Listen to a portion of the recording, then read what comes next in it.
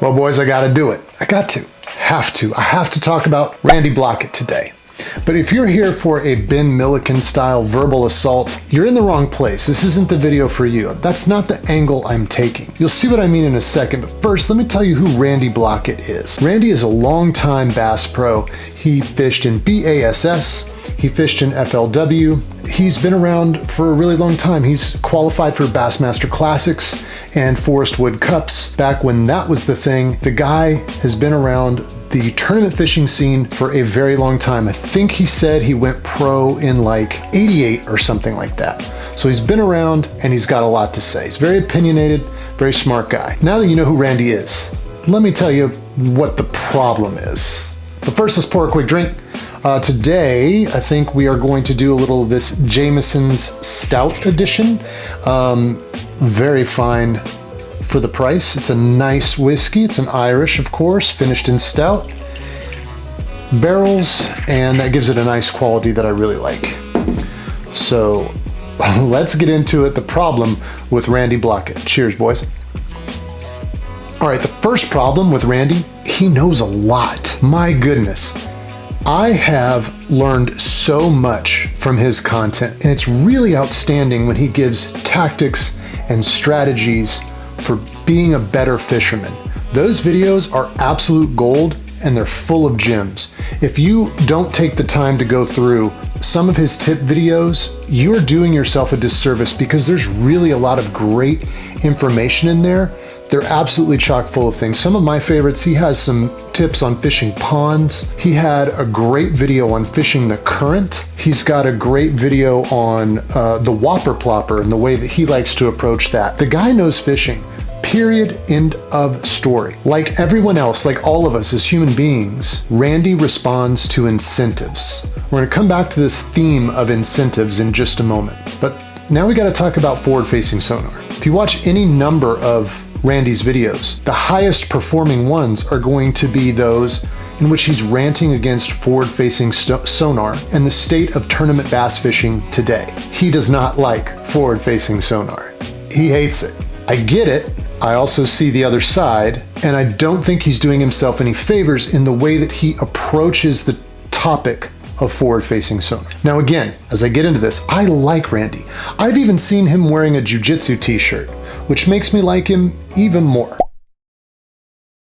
But his approach to the topic of forward-facing sonar is wrong. And here's what I mean. He calls people weird nicknames like flat brimmer, weenie wormer. These ad hominem attacks and weird nicknames just sound like Grandpa Simpson yelling at the clouds. If he has points to make about forward-facing sonar, which he does, you're going to catch more flies with honey than with vinegar. And if we scroll through his channel, what we'll notice is that the videos that are doing the best, getting the most views, they're the forward-facing sonar ones. He's responding to that incentive. His tips videos are miles better than his forward-facing sonar rants, but they don't get the same amount of views. He's actually complained about this a few times, saying that I've given you some great tip videos, but they just don't get watched like the FFS videos do. And that betrays a certain misunderstanding of how algorithms work. When you rage bait and limbically hijack,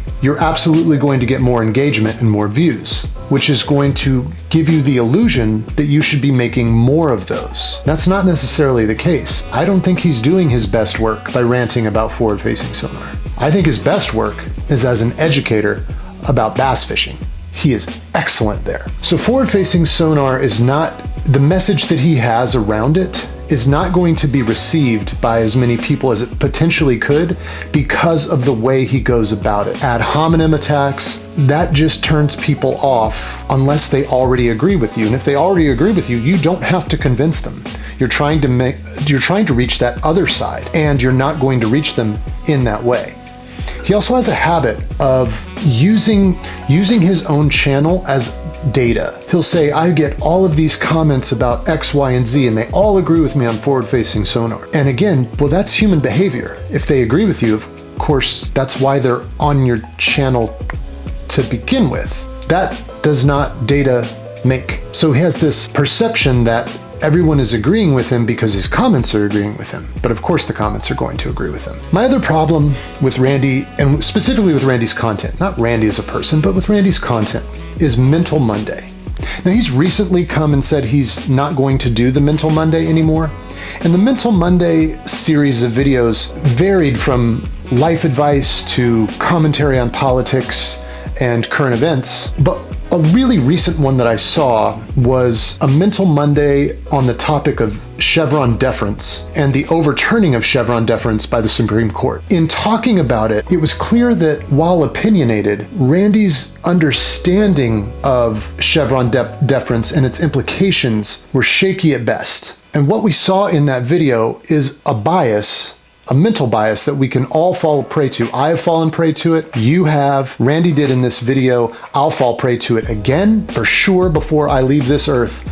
But that's the Dunning-Kruger effect. He displayed perfectly the Dunning-Kruger effect in his video on Chevron deference, and made a comment when he said that he was shutting down Mental Monday by saying that he gets the most negative comments on those Mental Monday videos, and they're all vitriolic and hateful, and he's trying, especially when it comes to the environment, and that he's trying to educate people and he's presenting 100% facts. But is it not possible that people that disagree have other facts on which they can rely that are as solid and 100% as his? And the same thing he's accusing folks of in those comments, he's actually falling victim to himself. It's very common. Confirmation bias it's the default node network of the way our brains work, and it's something that we're all going to have to continuously fight against, because that is what our brain does. There's so many different types of confirmation and mental biases. We're all going to fall victim to them multiple times in our lives, and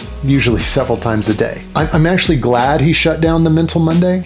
He's not going to be doing those videos as much anymore, because he stepped out of his realm of expertise, which is bass fishing, which is amazing. His bass fishing tip videos and tactic videos are, I've said it before, they're just absolutely gold. The Mental Monday is distracting. The FFS discussion that's constant on his channel is not only distracting, but I think unproductive, because it is so oppositional as to not win over any converts. I don't know if Randy's going to see this, probably not. I'm under no illusions that this video is going to cross his screen at any point. But Randy, I really, really love your videos. I love the tips, tactics, and strategies you give for bass fishing. I've got notes and notes and notes from watching your content. You've been so helpful to me. I understand where you're coming from on forward-facing sonar, but I also understand where others are coming from, like Ben Milliken, and I also don't agree with the way that he approaches his discussion with you. I think that if you have a message to get out about forward-facing sonar,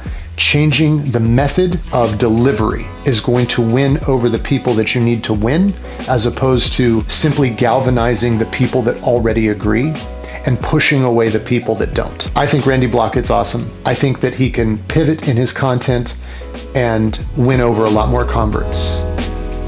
I'll see you on the next video.